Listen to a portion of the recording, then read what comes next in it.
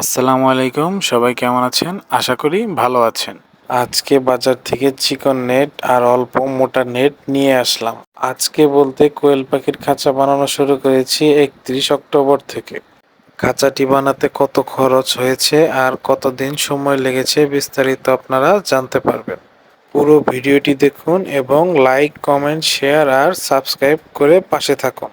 স্ক্রিনে আপনারা যে চিকন নেটটি দেখতে পাচ্ছেন, এটি কোয়েল পাখি যেখানে থাকবে সেইখানে দেওয়া হবে। নিচে কোয়েল পাখির পা রাখার জায়গাটি মাপ দিয়ে কেটে নিলাম। মাপ মতো কেটে নিয়ে ঠিকভাবে সেট করে রাখছি। এইখানে মূলত আমি 100 কোয়েল পাখি রাখার জায়গা বানিয়েছি। আপনারা চাইলে আরো বড় করে বানাতে পারবেন। এমন কাজ একা করা কোনোভাবেই সম্ভব না।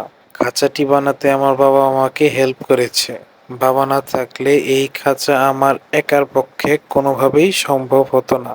আপনারাও একা একা না করে কারো সাহায্য নিয়ে খাঁচা বানাবেন। এতে সময় আর কষ্ট দুইটাই কমবে। নিচে নেট ঠিকভাবে লাগানোর পরে নিচের নেটটা কোয়েল পাখি যাতে নড়াচড়া করে খুলে না ফেলে, এর জন্য সব দিকে ভালোভাবে তারকাটা লাগিয়ে নিচ্ছি। এতে করে নেটগুলাও শক্ত আর মজবুত হবে। আপনারা এখন বলতেই পারেন, তার কাটা লেগে যদি কোয়েল পাখির পা কেটে যায় তখন কি করবেন? আসলে কোয়েল পাখির পা যাতে কেটে না যায় এর জন্য তার কাটাগুলোকে বাঁকা করে ভিতরে লাগিয়ে দিয়েছি। পা কাটার চান্স নেই বললেই চলে। আপনারাও তার কাটা লাগিয়ে বাঁকা করে দিবেন, এতে করে কোয়েল পাখির পা বা শরীর কাটার চান্স কমে যাবে। নিচে চিকন নেট লাগানোর কাজ শেষ করে পিছনে মোটা নেট দিয়ে বেড়া দিয়ে দিচ্ছি। চারদিকে মোটা নেট দিয়ে বেড়া দিবেন যাতে বাতাস চলাচল করতে পারে। আমি চাইলে চারপাশেও চিকন নেট দিতে পারতাম। চিকন নেট না দেওয়ার কারণ হচ্ছে ঠিক মতো বাতাস চলাচল করতে পারবে না। মোটা নেট দিয়ে বেড়া দেওয়ার আরেকটা গুরুত্বপূর্ণ দিক হচ্ছে অক্সিজেন ঠিক মতো পাবে পাখিগুলো। ঠিকমতো আলো বাতাস পেলেই তো পাখিগুলো সুস্থ থাকবে আর নিয়মিত ডিম দিবে ইনশাআল্লাহ। ভালো উদ্যোক্তা হতে চাইলে ভালোভাবে মুরগি, কোয়েল পাখি এবং পশু পাখিদের যত্ন করতে হবে। যত্ন করলেই কোনো প্রকার ভাইরাস আক্রমণ করতে পারবে না। আপনিও লাভের মুখ দেখবেন ইনশাআল্লাহ। পিছনের দিকও ঠিকভাবে শক্ত করে লাগিয়ে নিচ্ছি যাতে করে বা ছিঁড়ে না যায়। শক্ত করে আপনারাও তার কাটা লাগিয়ে নেবেন। পরবর্তীতে এইটা নিয়ে কোনো টেনশন থাকবে না। ঠিকভাবে মাপ নিয়ে আমি আর বাবা দুই পাশে আর সামনে মাপ মতো লাগিয়ে নিচ্ছি।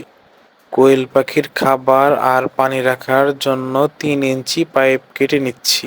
খাবার আর পানির পাত্র বাজার থেকে কিনতে 100 টাকার মতো লাগতো। বাসায় পাইপ থাকার জন্য বুদ্ধি বের করে বানিয়ে ফেলেছি। পাত্রটি বসানোর জন্য সামনের দিকে গুনা দিয়ে পাইপটা রাখার জায়গা বানাচ্ছি। পাইপটা যেখানে বসাবেন সেই জায়গাটা যেন শক্ত আর মজবুত হয়। খাবার আর পানি রাখলে যেন পড়ে না যায়, ওই দিকে খেয়াল রাখবেন। এগুলো কিন্তু বাজারেও কিনতে পাওয়া যায়। আমি না কিনে সম্পূর্ণ বুদ্ধি দিয়ে বাসায় খরচ ছাড়া বানিয়ে ফেলছি খাবার খাওয়ার পাত্র। খাঁচাটি বারবার যাতে খুলতে না হয় এর জন্য ময়লা রাখার জায়গা বানিয়েছি। ময়লা হলেই নিচে পড়বে আর পরিষ্কার করা যাবে। খাবার খাওয়ার জন্য সামনে মুখ কেটে দিচ্ছি। ভাইরাস মুক্ত স্প্রে করে খাবার আর পানি দিয়ে দিয়েছি। এখন কোয়েল পাখিগুলোকে তাদের নতুন ঘরে দেবার পালা। আমার বাবা যেহেতু আমাকে সাহায্য করেছে এর জন্য বাবাকে কোয়েল পাখির নতুন খাঁচায় দিতে বললাম। খাঁচাটি বানাতে আমার 4 দিন সময় লেগেছে। সারাদিন বৃষ্টি হওয়ার জন্য একটা দিন বেশি সময় লাগছে। পুরো খাঁচায় মোট টাকা লাগছে মাত্র 300 টাকা। খাঁচাটির দোকান থেকে কিনতে 2000-3000 টাকা লাগতো। সবাই ভালো থাকবেন। আসসালামু আলাইকুম।